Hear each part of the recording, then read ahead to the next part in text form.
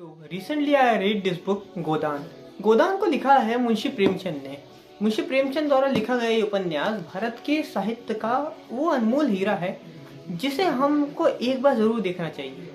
अगर आप कभी भी साहित्य को पढ़ना चाहें, भारतीय साहित्य की तरफ आए, हिंदी साहित्य को भी अगर आप देखें तो हिंदी साहित्य में सबसे उच्चतम व्यक्ति हैं उपन्यास सम्राट मुंशी प्रेमचंद। उनका असली नाम धनपत राय था।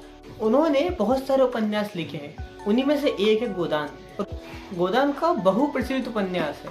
ये वो उपन्यास है जिसमें उन्होंने भारत के किसानों की, भारतीय जीवन की वो अप्रतिम वर्णन किया है और वैसी व्याख्या की है जैसे हमें आज तक और किन्हीं उपन्यासों में नहीं देखने को मिलती। बहुत सारे उपन्यास भारत के जीवन पर लिखे गए हैं, कुछ कटाक्ष हैं, कुछ व्यंग हैं, कुछ उस दैनिक स्थिति को दिखाने का, लेकिन जिस खूबसूरती से मुंशी प्रेमचंद ने इस उपन्यास में भारत के जीवन का वर्णन किया है वो बहुत कम ही देखने को मिलता है। गोदान केवल किसी एक व्यक्ति की कहानी नहीं है, इसमें बहुत सारी जीवन की, बहुत सारे लोगों की स्टोरीज हैं, छोटी छोटी कहानियां हैं जो आपस में किस तरह से सिंक होती हैं। किसी इंडिपेंडेंट वुमन की कहानी है, एक दार्शनिक की कहानी है, एक किसान की कहानी है और एक परिवार की कहानी है कि किस तरह से एक परिवार चलता है। एक ऐसे किसान की कहानी है जो गरीब है, जो मजदूर है, जो गले तक कर्जे से दबा हुआ है। इस कहानी की शुरुआत होती है होरी नाम के पात्र से। होरी इस कहानी का मुख्य पात्र है और ये पूरी कहानी लगभग होरी के आसपास ही घूमती है। होरी एक गरीब किसान है जिसके ऊपर बहुत कर्जा चढ़ा हुआ। उसकी हालत इतनी दयनीय है कि वो एक तरह से अपने ही खेत पे मजदूर बना हुआ है, मतलब उसके हाथ में कुछ नहीं आता। उसकी स्थिति इतनी खराब है कि वो कर्ज को चुकाने के लिए कर्ज लेता है, लेकिन उस कर्ज को चुकाना तो छोड़ो, उसका ब्याज भी नहीं चुका पाता और किस तरह से उसका कर्जा बढ़ता जाता है। होरी एक मिडिल क्लास आदमी की तरह है। उसकी जीवन में कोई बहुत ज्यादा चीजें उसको नहीं चाहिए। वो चाहता है कि उसके पास केवल एक गाय हो और बस इतनी ही उसकी इच्छा है। तो कहानी में ट्विस्ट तब आता है जब होरी के यहाँ पे जो गाय आती है उसकी अकाल डेथ हो जाती है, मृत्यु हो जाती है। अब उसकी मौत का जो शक है वो जाता है होरी के भाई के ऊपर जिसका नाम है हीरा। होरी के भाई के ऊपर शक जाने का रीजन ये होता है कि जो होरी की पत्नी है धनिया, वो हीरा को गाय के पास देखती है तो उसे ये शक हो जाता है कि इसने उसे जहर दिया होगा और हीरा भी भाग जाता है। होरी उसको बचाने की कोशिश करता है, उसके लिए अलग से कर्जा लेता है, पुलिस वालों को देता है और इससे होता ये है कि धनिया और होरी के बीच में मनमुटाव शुरू होते हैं। होरी के परिवार में उसकी वाइफ है, उसका एक लड़का है गोबर और 2 बच्चियां हैं। तो कुल 5 लोगों का उनका परिवार है। अब होता कुछ ऐसा है कि गोबर एक ऐसी हरकत कर देता है आगे चलकर कि जिसके कारण उसे खुद गांव से भागना पड़ता है। अब इस बारे में आप जब बुक पढ़ेंगे तब आपको पता चलेगा कि गोबर क्या हरकत करता है। तो गोबर जो ये हरकत करता है उसके कारण होता ये है कि होरी की जिंदगी जो पहले इतनी खराब हो चुकी है, कर्जे में पहले से है, गाय अलग मर चुकी है, भाई को बचाने के लिए उसने अलग कर्जा लिया है और अब गोबर की वजह से जो समस्या आई उसकी वजह से वो और कर्जे में चला जाता है। तो ये एक व्यक्ति की उस दयनीय स्थिति को दिखाता है कि एक के बाद एक किस तरह से प्रॉब्लम्स उसकी लाइफ में आती जाती है। तो होरी का जो पात्र है ना वो ऐसा है कि जो उसकी लाइफ में प्रॉब्लम्स आ रही है वो चलने दे रहा है, हाँ ठीक है, होगा जो होगा, देखा जाएगा, देख लेंगे। उसका पात्र इस तरह से वो किसी का विरोध नहीं कर रहा है। होरी का पात्र कभी कभी हमें ऐसा लगता है कि यार ये ऐसा क्यों कर रहा है, लेकिन जब धीरे धीरे हम कहानी में इंटरेस्टेड होते जाते हैं, आगे पता करते जाते हैं, देखते जाते हैं, समझते जाते हैं उसके पात्र को, तो हमें समझ आता है कि उसकी परवरिश ही कुछ इस तरह की हो चुकी है कि उसकी लाइफ में जो उसके साथ प्रॉब्लम्स आ भी रही हैं वो उन्हें भगवान की इच्छा समझकर जिए जा रहा है। अब इसमें जो गोबर का पात्र है वो बहुत ज्यादा इंडिपेंडेंट पात्र है। देखा जाए गोबर हमारे जैसे लोगों को रिप्रेजेंट करता है, जैसे नया खून, जिसे हम कहते हैं ना नए खून के बच्चे होते हैं, उस तरह का गोबर का पात्र है। लेकिन जिस तरह से समय के साथ साथ वो इवॉल्व होता जाता है, उसका कैरेक्टर जैसे इवॉल्व होता जाता है, वो जब गांव से भाग जाता है उसके बाद जिस तरह से वो अपनी जिंदगी जीता है और जिस तरह से उसको अपनी गलतियों का एहसास होता है, उसका कैरेक्टर डेवलपमेंट भी बहुत अच्छे से किया गया है। जिस बुक में आपको सबसे ज्यादा पसंद आएगा वो पात्र एक तो होरी का पात्र है, दूसरा है धनिया का पात्र। धनिया होरी की वाइफ और एक गांव की जो महिला होती है, बहुत अच्छा इंटरेस्टिंगली उस पात्र को लिखा गया है। भारत की महिलाएं किस तरह से, उनका पात्र किस तरह से लिखा जाना चाहिए, उसकी एक बहुत प्राइम एग्जांपल है धनिया। धनिया का पात्र ऐसा है कि जो मिडिल क्लास पीपल हैं वो उसके पात्र से बहुत ज्यादा कनेक्ट हो पाते हैं। धनिया का पात्र एक माँ का पात्र है, एक पत्नी का पात्र है और साथ साथ एक सास का भी जिस तरह से उसका चरित्र है वो हमें बहुत ज़्यादा पसंद आता है। एक ट्रेडिशनल पॉइंट ऑफ व्यू से लिखी गई ये बुक है। और पहली बात तो ये book traditional point of view से लिखी जाने का एक रीज़न ये है कि 1936 में लिखी गई थी। तो आप समझ सकते हैं उस समय के परिवेश के हिसाब से इस बुक को लिखा गया था। इस कहानी में ना एक पत्रकार का पात्र भी है, और वो पत्रकार का पात्र इस तरह से लिखा गया है कि वो हमें आज के सिनेरियो को भी समझने में मदद करता है, किस तरह से पत्रकारों की स्थिति होती है। होता कुछ ऐसा है कि जो पत्रकार है उसका पेपर चल नहीं रहा होता है, उसको एक टिप मिलती है कि जो होरी का गांव है वहां पर कोई कांड हुआ है और उसकी खबर उसे छाप नहीं रहती। और वो जो गांव है जिस व्यक्ति के अंडर आता है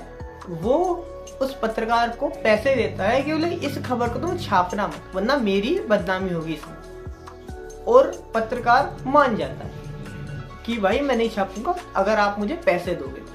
तो हमें ये बात समझ में आती है कि पत्रकारों पर जो कंट्रोल है वो आज से नहीं है, वो उस समय से चला आ रहा है। और ये एक तरह से कटाक्ष किया है उन्होंने। भारत की इंडिपेंडेंट वुमेन जो हैं, जो आज हम फेमिनिज्म सुनते हैं ना, उस समय प्रेमचंद ने एक फेमिनिस्ट पात्र भी लिखा था। मालती का पात्र है वो इस बुक में आता है, और वो काफी इंडिपेंडेंट वुमेन का पात्र है। उसके पात्र को जिस तरह से डेवलप किया गया है उन्होंने, वो भी काफी इंटरेस्टिंगली डेवलप किया गया। एक दार्शनिक का पात्र है, वो बड़ी बड़ी कहानियां सुनाता है, बड़ी बड़ी बातें करता है, लेकिन जब प्रॉब्लम उसके सामने आके खड़ी हो जाती है तो उसका जो रिएक्शन रहता है वो काफी इंटरेस्टिंग रहता है। वो हमें बताता है कि बातें करना बहुत आसान रहता है, लेकिन जब प्रॉब्लम सामने आके खड़ी हो जाती है तो किस तरह से आदमी पलट जाता है अपनी बात से। इसमें एक कहानी धरना प्रदर्शन की भी है। होता कुछ ऐसा है कि शुगर की मिल होती है बहुत बड़ी सी। अब उसका जो मालिक रहता है उसको घाटा होता है, तो वो क्या करता है, अपने पुराने जो मजदूर रहता है उनको निकलवा देता है और उसको कम पैसों में नए मजदूर हायर करने रहते हैं। अब जो पुराने वाले मजदूर रहते हैं वो विद्रोह कर देते हैं, और उन लोगों में से जो पुराने मजदूर रहते हैं उन्हीं में से एक रहता है गोबर।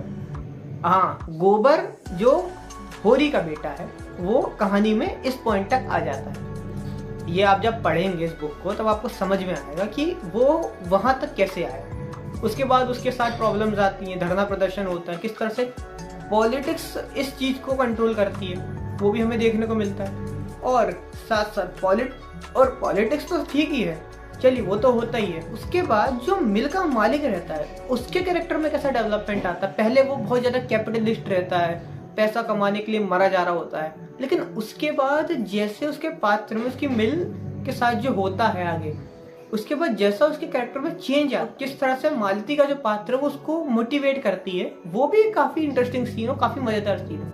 होता कुछ ऐसा है बुक के एंड में कि होरी अपनी लाइफ से तंग आ चुका होता है। वो अपने तीनों बच्चों की शादी कर चुका होता है, पर अभी भी उसके दिल में ये सपना जाता नहीं है कि उसे एक गाय खरीदनी है। वो पुरानी वाली गाय तो मर गई है, लेकिन उसको नई गाय खरीदनी है। उसके लिए वो पैसे इकट्ठे करता है। अब पैसे इकट्ठे करने के लिए वो एक जगह मजदूरी करने जाता है।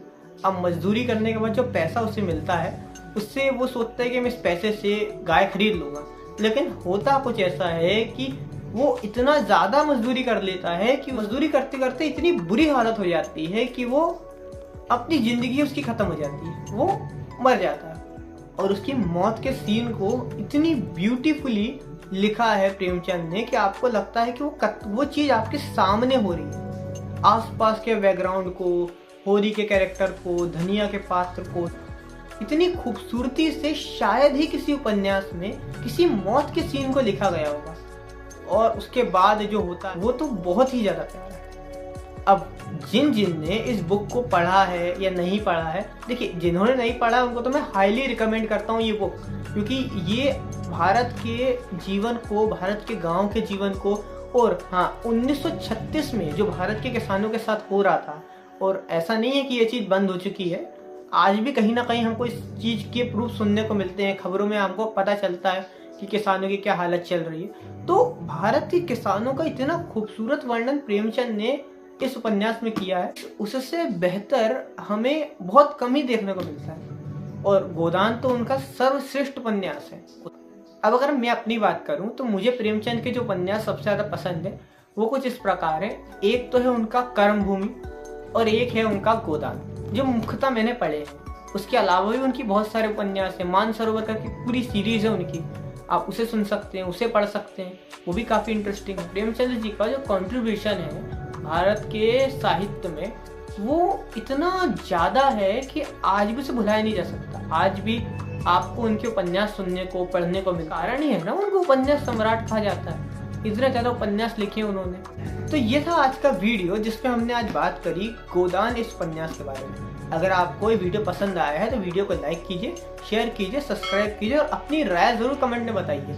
और हाँ, कोई रिकमेंडेशन हो तो वो भी दीजिएगा ताकि हम अगले किसी वीडियो में और किसी उपन्यास के बारे में चर्चा कर सकें।